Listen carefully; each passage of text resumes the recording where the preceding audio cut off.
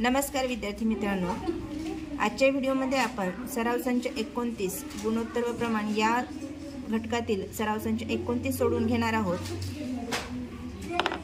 पहा, प्रश्न पहिला आहे, सोडवा। प्रश्न त्यातला एक आहे, 20 मीटर कापडाची किंमत 36 रुपये आहे, तर 16 मीटर कापडाची किंमत काढायची आहे। आपल्याला एकमान पद्धतीने हे उदाहरण सोडवायचे आहे। गुणोत्तर आणि प्रमाण हे आपण शिकलो, त्यामध्ये एकमान पद्धतीने उदाहरण कशी सोडवायची हे सुद्धा आपण शिकलेलो आहोत। तर पहा, 20 मीटर कापडाची किंमत 36 रुपये आहे, तर 16 मीटर कापडाची किंमत काढायची आपल्याला। म्हणून आपण काय करणार आहोत, इथे गुणोत्तर लिहून घेऊया सरळ सरळ। 20 भागिले 3600 बरोबर 16 भागिले x। x का घेतला आपण, कारण आपल्याला माहित नाहीये 16 मीटर कापडाची किंमत किती आहे हे आपल्याला माहित नाही, म्हणून आपण काय केलं, इथे x घेतलेला आहे। आता आपण त्रैराशिक मांडणीने आपण मांडणी करून घेऊया। x गुणिले 20 बरोबर 3600 गुणिले 16। आता इथे x ला हे 20 गुणाकारात आहे, म्हणून आपण बरोबरच्या पलीकडे गेल्यानंतर भागाकारामध्ये टाकणार आहोत। म्हणून x बरोबर 3600 गुणिले 16 भागिले 20। आता 20 ने भागाकार करायला 0 0 कटला, बे 1 बे 8 16, 18 आणि हा 0 बे 0 0 गुणिले 16 बरोबर 16 0 0, 16 8 28 असे 128 ला 8 हातच्याले 12, 16 1 16 आणि 12 28। म्हणजेच 20 मीटर कापडाची किंमत जर 36 रुपये असेल, तर 16 मीटर कापडाची किंमत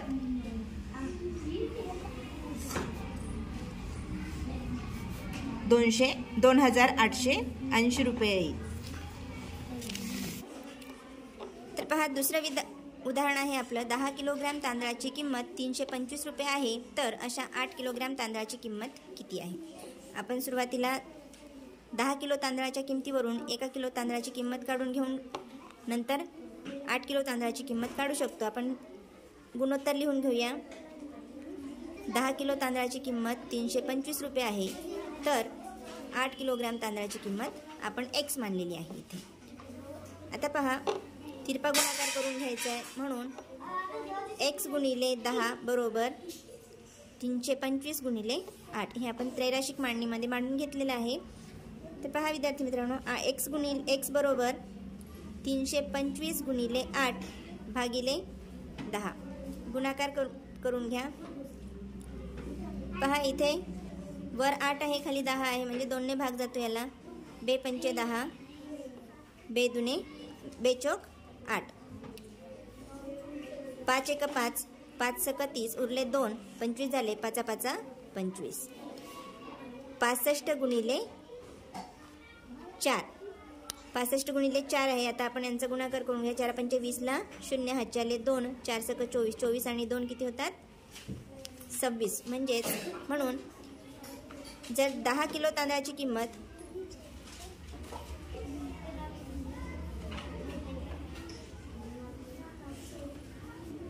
10 किलो तांदळाची किंमत जर 325 रुपये असेल, तर 8 किलोग्रॅम तांदळाची किंमत 260 रुपये असेल विद्यार्थी मित्रांनो। यानंतर आपण याच सराव संचातील तिसरं उदाहरण पाहणार आहोत। यानंतर तिसरं उदाहरण आहे आपलं। 14 खुर्च्यांची किंमत 5992 रुपये आहे, तर 12 खुर्च्यांची किंमत किती रुपये द्यावे लागेल? ह्याच्यासाठी आपण काय करणार आहोत, मांडणी करून घ्या। 14 खुर्च्यांची किंमत 5992 रुपये आहे, तर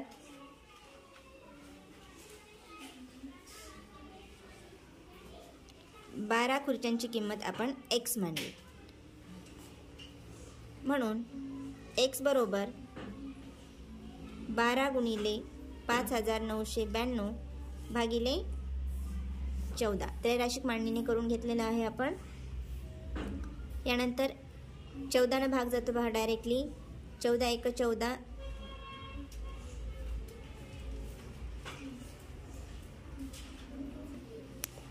पहा 14ला आणि 12ला 2ने भाग जातो. 2 सक 12, 2 साती 14. आता या 7ने 5992ला भाग देऊया.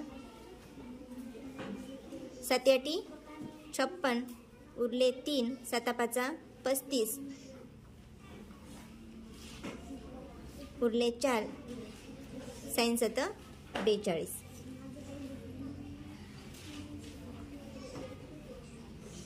सॉरी 7 सक 42. अशा प्रकारे आपण 7ने भाग दिल्यानंतर 856 आपलं उत्तर आलेलं आहे. 6 गुणिले 856, 6 6 36ला 6, हातच्याले 3, 6 5 30, 30 आणि 3 33, 33ला 3, हातच्याले 3, 6 6 8 48, 48 आणि 3 51. म्हणून 12 खुर्च्यांसाठी आपल्याला 5136 रुपये द्यावे लागतील.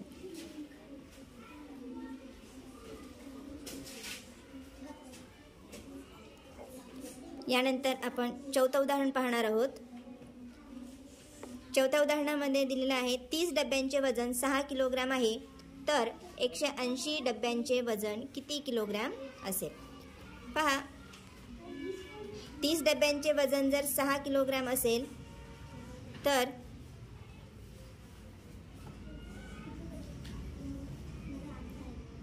1080 डब्यांचे वजन x किलोग्राम असेल. तिरपा गुणाकार करून घ्या त्रैराशिक मांडणीने. x बरोबर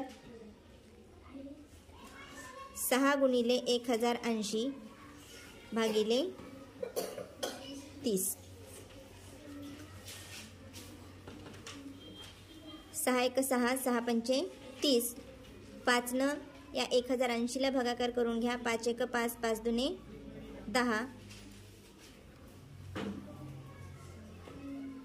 5 1 5 आणि उरले 2,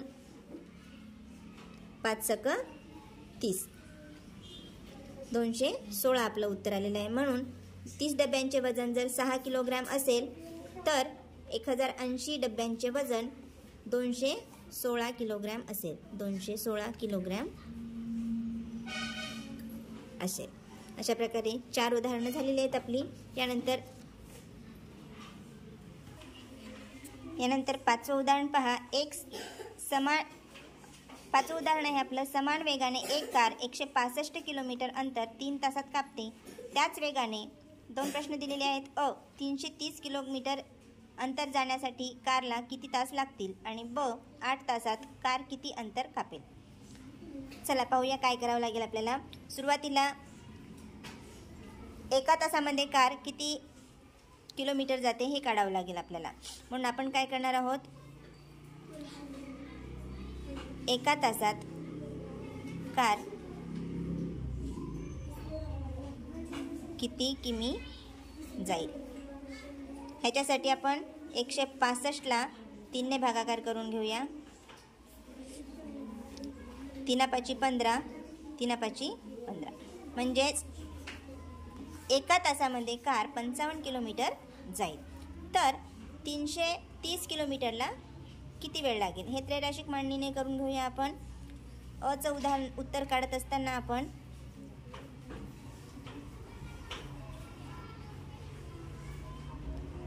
3 तासामध्ये 165 किलोमीटर जाईल तर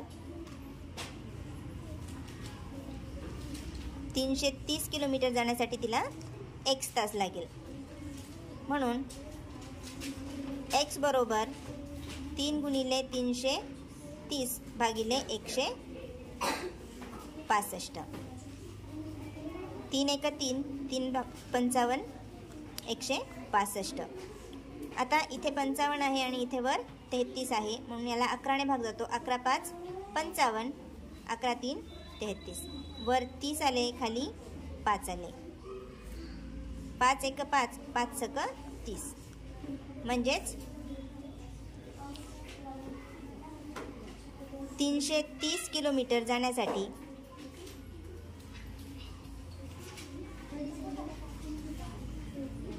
कारला 6 तास लागतील.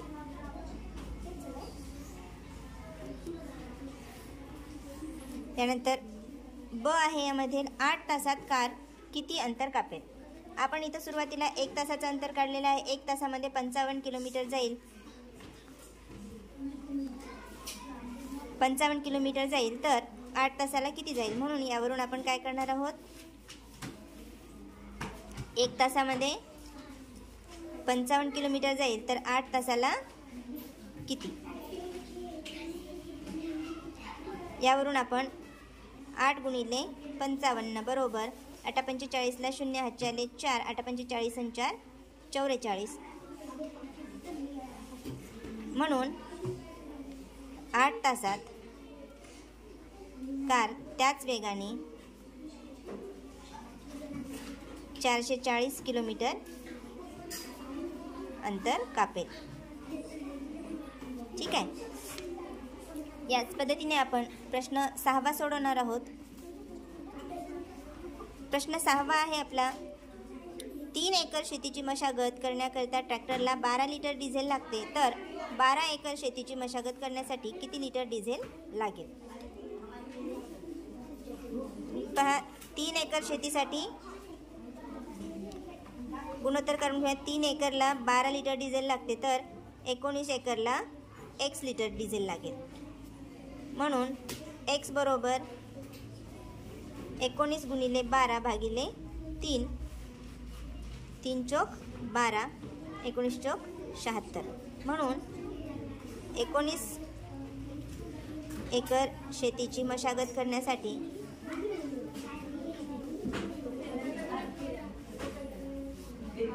76 लिटर डिझेल लागेल. अशा प्रकारे आपण हे उदाहरण सोडवलेलं आहे विद्यार्थी मित्रांनो. पहा, यानंतर उदाहरण 7वा बघणार आहोत आपण. एका साखर कारखान्यामध्ये 48 टन ऊसापासून 5376 किलोग्राम साखर मिळते, तर सविताताईच्या शेतामध्ये तयार झालेला ऊस हा 50 टन आहे, तर या ऊसापासून किती साखर तयार होईल. पहा, 48 टन ऊसापासून 5376 किलोग्राम ही साखर झालेली आहे, तर 50 टन ऊसापासून किती किलोग्राम साखर तयार होईल. इथे x बरोबर 50 गुणिले 5376 भागिले 48. पहा, इथे 48 आहे, इथे 5376. दोघांनाही 4ने भाग जातो. 4 एक 4, 4 दुने 8. याला 12ने भाग गेला. याला 4 एक 4, उरला 1, 4 त्रिक 12, उरला 1, 4 चौक 16, अजून एक उरला, इथे 4 चौक 16. 50 गुणिले 1344 भागिले 12. 12 परत या 344ला आपण भाग दिला. 12 एक 12, 1 उरला, 12 एक 12, 2 उरले, 12 दुने 24. 50 गुणिले 112 बरोबर 0 जर याला आपण गुणाकार केला तर 0 येते, म्हणून आपण एकक स्थानी 0 घेतलेला आहे. आता 5ने याला 112ला गुणाकार करून घेऊया. 5 दुने 10ला 0 हातच्याला 1, 5 एक 5 आणि 1 6, 5 एक 5. आपलं उत्तर आलेलं आहे 5600 किलोग्रॅम. 5600 किलोग्रॅम एवढी साखर आपल्याला मिळेल. म्हणून 50 टन ऊसापासून 5600 किलोग्रॅम साखर मिळेल. अशा प्रकारे यानंतर 8वं उदाहरण आहे आपलं. एका आमराईत 8 रांगात 128 झाडे आहेत.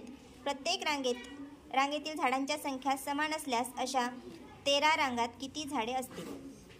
तर पहा, आपण गुणोत्तर घेणार आहोत. एका आमराईत 8 रांगात 128 झाडे आहेत. प्रत्येक रांगेतील झाडांच्या संख्या समान असल्यास अशा 13 रांगात किती झाडे असतील? आपण इथे गुणोत्तर घेणार आहोत. 8 रांगांमध्ये 128 झाडे आहेत, तर अशा 13 रांगांमध्ये x झाडे असतील. म्हणून x बरोबर 13 गुणिले 128 भागिले 8.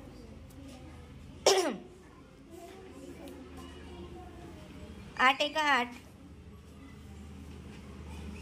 8 सक 48. 13 गुणिले 16. 13 आणि 16चा गुणाकार केला तर आपल्याला उत्तर मिळून जाईल. 13 सक 78ला 8 हातचे आले 7. 13 एका 13 आणि 7 20. म्हणून अशा 13 रांगात 208 झाडे असतील. यानंतर आपला शेवटचा प्रश्न आहे विद्यार्थी मित्रांनो. 9वा जो प्रश्न आहे तो आपण बघणार आहोत. 9वा प्रश्न आहे आपला. एका शेततळ्यामध्ये 1,20,000 लिटर पाणी साठते. ते शेततळे तयार करण्यासाठी 18,000 रुपये खर्च येतो. तर 4,80,000 लिटर पाणी साठवणारी अशी किती शेततळी तयार होतील व त्यासाठी खर्च किती येईल? अतिशय सोपं उदाहरण आहे हे. एक शेततळ्यामध्ये 1,20,000 लिटर पाणी मावतं, साठवलं जातं. तर असे आणि हे तयार करण्यासाठी 18,000 रुपये आपल्याला खर्च येणार आहे. तर अशा प्रकारची 4,80,000 लिटर पाणी साठवणारी अशी किती शेततळी तयार करता येईल आपल्याला? सरळ आपण इथे 1,20,000 4,48,000ला आपण जर भाग दिला म्हणजेच भागाकार केला तर आपल्याला किती शेततळी तयार होतील हे उत्तर मिळेल. 4 शून्य हे 4 शून्य कटले. 12 एक 12, 12 चौक 48. म्हणजेच अशी 4 शेततळी तयार होतील.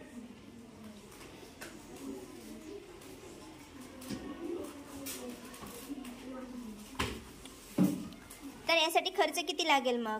आपण इथे सुरुवातीला भागाकार केलेला आहे आणि आता एक शेततळ तयार करण्यासाठी आपल्याला 18,000 रुपये खर्च येतो.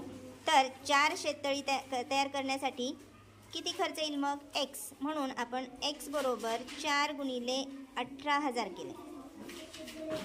4 0 0 4 0 0 4 0 0 18 चौक 72. म्हणून 4 शेततळी तयार करण्यासाठी 72,000 रुपये खर्च येईल.